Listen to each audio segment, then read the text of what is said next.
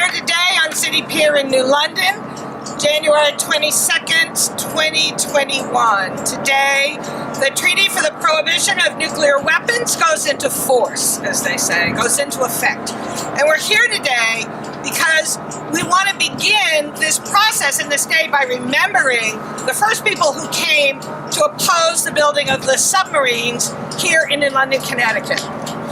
So the Committee for Nonviolent Action started in the late 1950s as an organization to really focus on the buildup of nuclear weapons. And they came to southeastern Connecticut, according to their own information, to quote-unquote educate Americans to the realities and dangers of the nuclear deterrent policy typified by the Polaris submarines and their deadly cargoes of nuclear missiles. And those submarines were made across the river, as all of the strategic nuclear weapons have been made, the submarines. They call their campaign Polaris Action. And on June 1st, they moved into 13 North Bank Street, which I believe is where the garage is right now. There is no more North Bank Street over there. But that's where they wanted to establish themselves, right here in this area, in this community. There was an article in The Day about them appearing.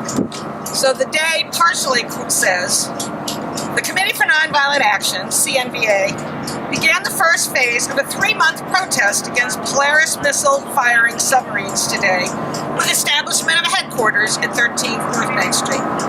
As an alternative to massive retaliation, the peace groups propose the U.S. disarm unilaterally, if necessary, and thus win some... I'm going to stop. I feel like I'm competing with the... I'll go back to reading this. I'm competing with the train station woman. Yep, a little bit. Well, and that'll give you a chance to do what I should have done before anyway. So. Okay, I'll go back to the beginning of the quote. Okay, I think she's done. You done? Are you done? I'm going to start with Yep.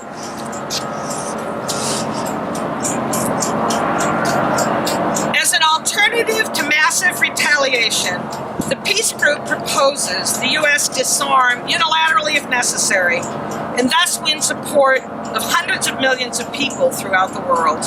Such a gesture, the CNVA maintains, would raise immense psychological barriers against war and would weaken the rationale for aggression. A walk from New York City began on June 10th and arrived here on June 17th in New London, along with the sloop Satyagraha, which came right up here. Satyagraha had what we now know as the peace symbol.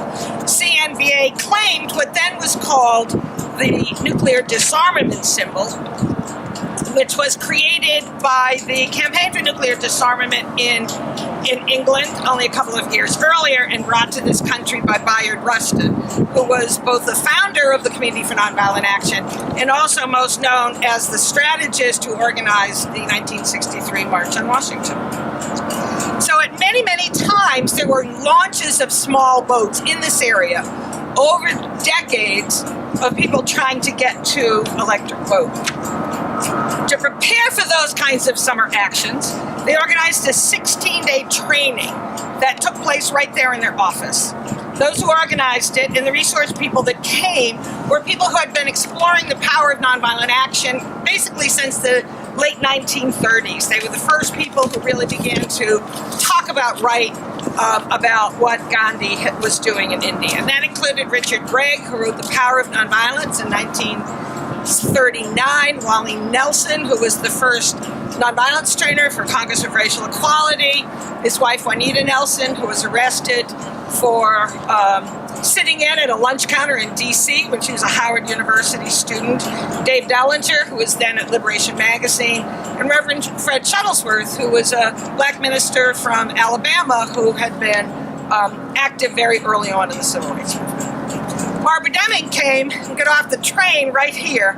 She came up to write an article for The Nation magazine about Polaris Action and about the training. She came planning to spend a day. What she said in an article that she wrote was, I'd been reading Gandhi eagerly for the past year, but I expected to be unimpressed by the people I would find in New London. I assumed blandly that if they were in fact impressive, I would have heard about them before this. But she stayed for the whole 16 days and it changed her life. She became one of the most important writers on nonviolence, and particularly on nonviolence and feminism, and as a result being part of this community. At the end of the summer, CNVA made two decisions.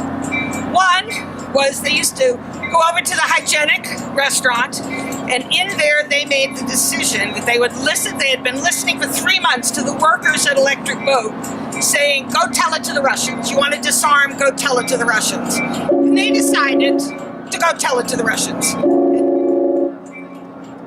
It was at that day at the hygienic in August that they decided they would walk from San Francisco to Moscow with that message of disarmament. The other decision that they made was that they would stay here in southeastern Connecticut and continue their opposition to the Polaris submarine, continue Polaris action.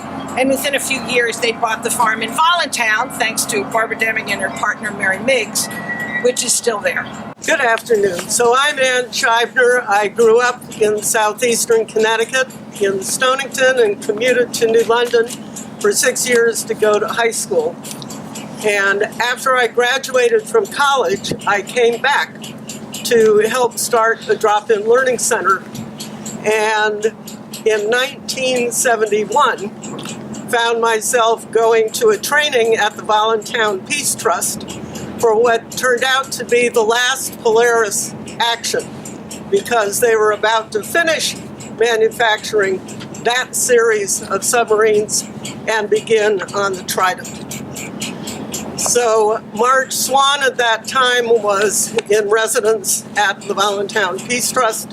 For those of you who get a chance to go up there, it was a drop ceiling in those days. You couldn't see the American cedar beams, you couldn't see the colonial fireplace, but thanks to Chuck Mathai, you now can.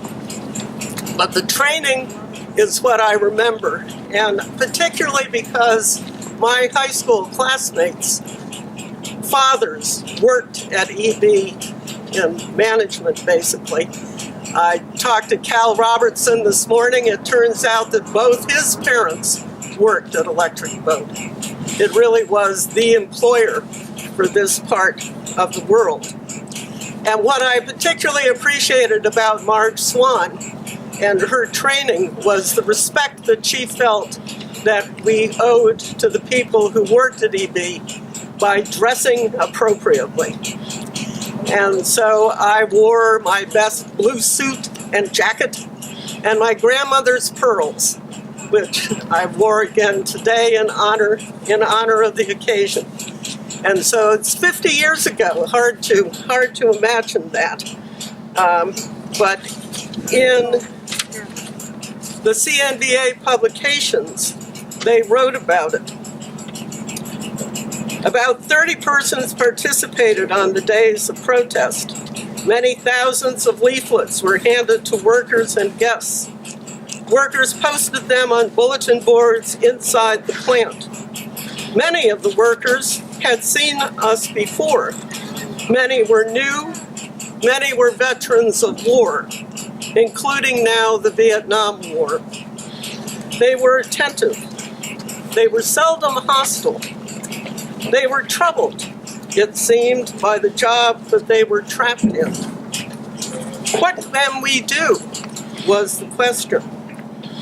What do you say to a worker whose family is fed and clothed and housed by military spending? Convert the plant to peacetime use, to fabricate houses, schools, hospitals, to build ships to transport food to starving people, we said. But what do I do in the meantime? General Dynamics should pay you with the profits that they have made from war while they tool up for peace. Pay you not to make things of destruction. Pay you not to make submarines, like the government pays the farmers. This is 50 years ago, really, yeah? $4 billion not to grow food. But these subs said the workers, are providing us with protection, they said. Only until the first bomb drops, we answered. And so it went.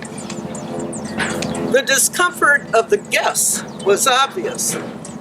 They very often chose not to accept our leaflet that outlined the extent of General Dynamics' involvement in the arms race. Don't remind us, they said in their glances. We came to a party with a band and banners and flowery speeches. A celebration over the carcass of death to come, unless nations of people can lay aside these grotesque instruments and persistently settle their differences rationally and with compassion for the children of other lands, with as much compassion as we display for our own. Were it only so that we start with Vietnam, the protest grows. Perhaps President Nixon, or other president, and his government will respond.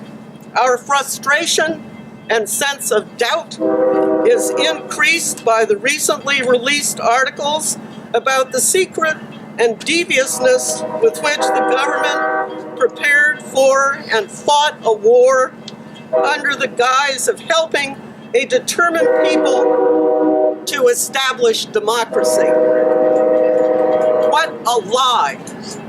What a tragedy.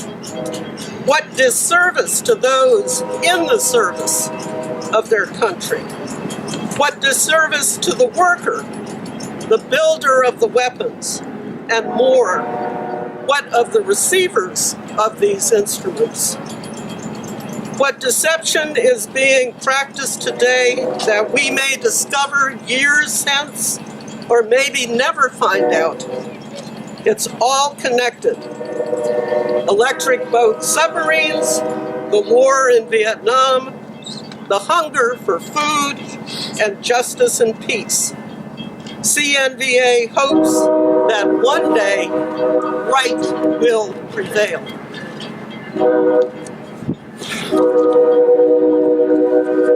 And here we are in this sanitized industrial workspace. I was trying to think of a mural that would do justice to the melting flesh of people in Hiroshima. Because the images that I grew up with were of vacant shells of buildings. The idea that people suffered in the dropping of those weapons was totally not in the history books. We have to find a way to help our young people understand what's at stake, and hopefully their children will not have to be here 50 years from now. Thank you. The submarine, as we know, submarine production continued. The Polaris became the first submarine with nuclear weapons on it. And then the replacement for that became the Trident submarine. The keel laying of the first Trident submarine was in April of 1976. And Liz McAllister, who was right here holding the sign, was one of the 8 people who went to the keel laying of that and attempted to pour blood and was arrested for that.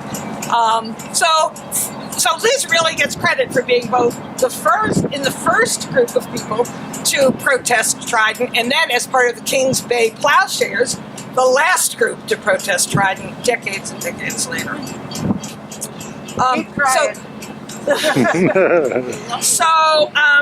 So over those years, there were several organizations. After the keel laying, Rick and myself moved up here with a community of folks who moved into the Community for Nonviolent Action in Voluntown, and we organized the Trident Conversion Campaign, which then later became the Stop Trident Commission, and demonstrated at launches and commissionings. And Rick's going to talk about that.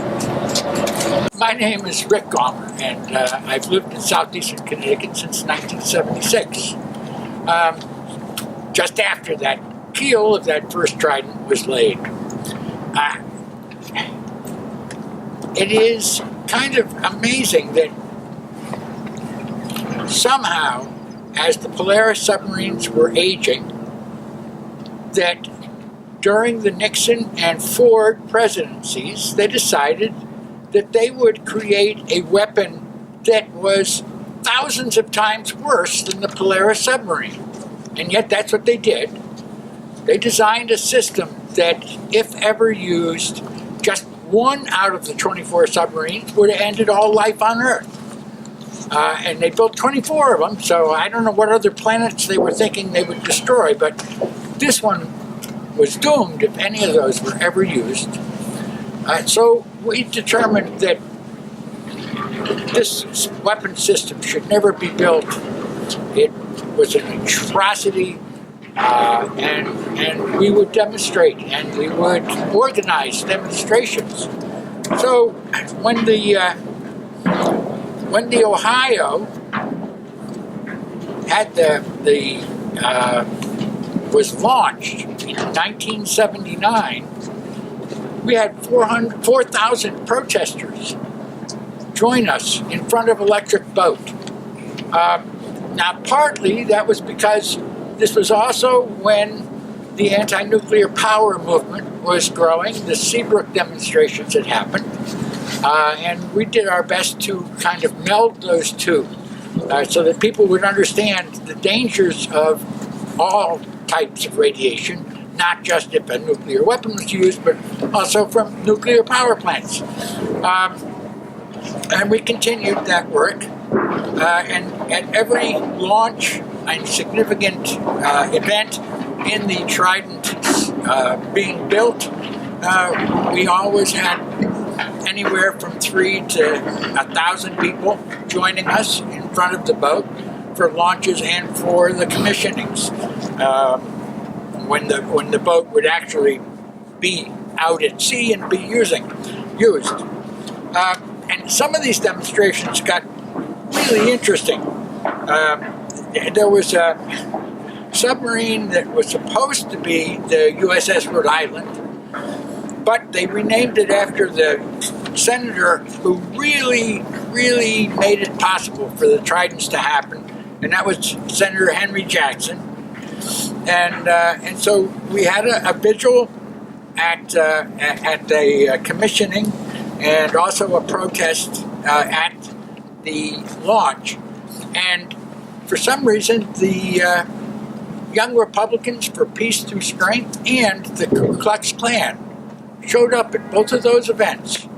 Only 6 to 8 Klansmen, but quite a few of the Young Republicans. But for us, it made it obvious that the waste of resources that were going into these machines were starving the communities of color in the United States and the poor. And so having the Young Republicans and the Klan there supporting the building of these things made it pretty plain what side one should be on.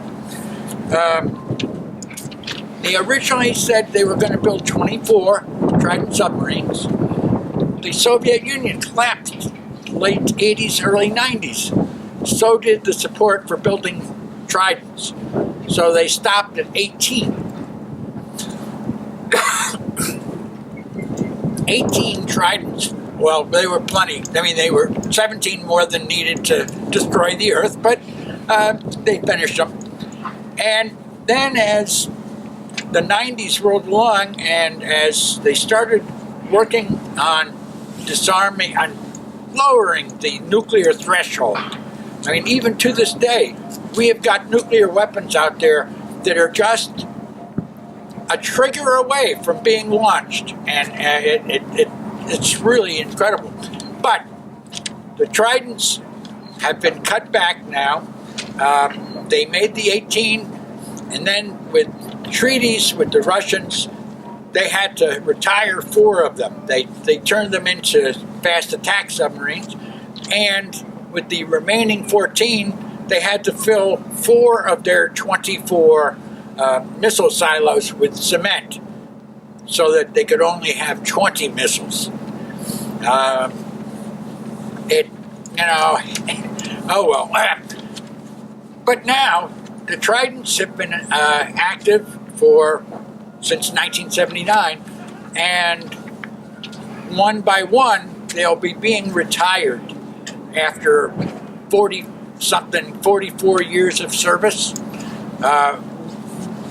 By 2042, all the Tridents will have been retired, unless we retire them sooner, which I think could be a great idea.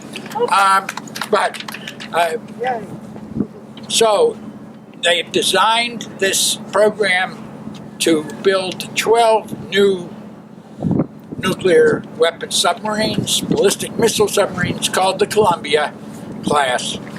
And they're hoping to get that rolling in the next year or two.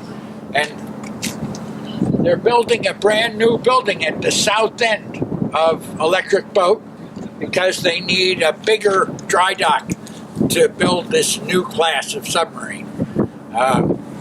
It's as deadly as the Tridents were, actually maybe even more deadly, depending on how much work they do on creating the smaller nuclear warheads that they'd like to have.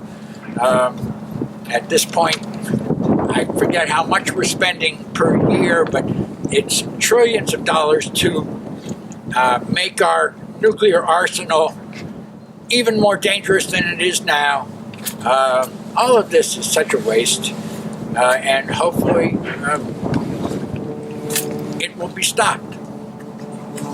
Hey folks, we're here today at the bottom of the Thames River, just in front of the Electric Boat Shipyard, where the Trident submarines and fast attack submarines have been built, and where the Navy is gearing up to build the next level of nuclear submarines, the Columbia. And we are here to celebrate the nuclear treaty that is going to be effective as of today. It will make nuclear weapons illegal, and we hope that the 50 signatories and all the other folks signing on to the nuclear ban will join us in celebrating this historic day.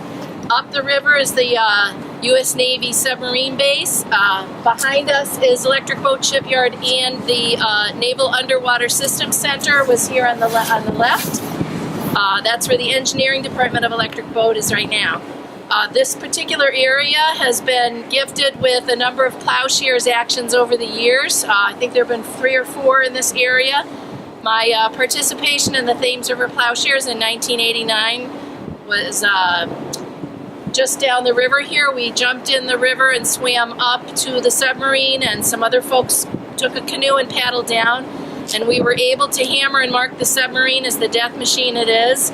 And we witnessed in court, and we are part of the Solidarity Plowshares movement with folks from Kings Bay that are serving prison sentences right now for their part in disarmament actions. I'd like to just read the banner that we're holding. I know for myself, one of the great horrors of the arms race is the theft from people that need food and resources and medicine and education and shelter. The United States plans to spend $100,000 per minute over the next 10 years on nuclear weapons. And that's why we're here today, to stand with the treaty and to stand against the arms race. Thank you. All right, I just want to wrap up a little bit more by saying that as the construction of the Trident went down, the workforce was built up with the Seawolf contracts, the Seawolf class of submarines. But yet what happened at that point, after they built one, was that the Berlin Wall came down, was that the Soviet Union collapsed. And so George Bush Sr. needed to make a major cut in weapons production, and made a major cut by cutting the entire Seawolf class here. We're a democratic state, easy for him to do. However, what that meant was that there were massive layoffs, and Electric Boat began the layoffs the second the announcement was made. This is an opportunity for those of us who had been organizing for economic, I have my mask on, for organizing for economic conversion in this community for decades, since Bob Swan began to do that in the early 1960s. to really organize. And so we brought together in the early 1990s, we brought together folks from Electric Boat, workers, people in the community. We did listening project surveys where we went out and asked people, what their thoughts were about what could be done. And here, right here on this pier, on May 13th, 1996, a group of us, representing the unions, representing business, representing politicians, revealed an action plan for jobs. So here on the pier was Congressman Sam Gadenson, Representative Wade Heislop, EB union leaders Ken Dela Cruz, Mel Olson, and me representing the Community Coalition for Economic Conversion. And we all agreed that public resources needed to be targeted to projects that would create good jobs, green jobs, and we suggested steps for moving forward on that. Some progress was made. We did affect some of the retraining that was done for the workers. But, as soon as there's any talk of any more money coming to the Pentagon, those kinds of plans go away. Another example of that was in 2014, the state decided, again, because the workforce was going down at Electric Boat, that they wanted to have a report on Connecticut's future, strategies to bolster Connecticut's economy. It was instructed by legislation to focus on manufacturing, defense diversification, and green technologies in the workforce development. While the committee explored all these things, a local group here thought this was a great opportunity to again talk about what it would mean for this community to have real economic conversion, and got very involved in doing this and invited the committee to come to New London. At the last minute, that was yanked. They brought it over. They brought the program over to the other side of the river. They had one of the top managers at Electric Boat talk about this new submarine that would replace Trident. They had someone from the Workforce Development Board talk about the importance of getting into the middle schools and teaching STEM to the kids so they'd be workers at Electric Boat. And now we have the Columbia class, which they have just been building up. So every time there's any effort to really look at what else could be done here, it's taken up by corporate profits. It's taken up by the idea of this money.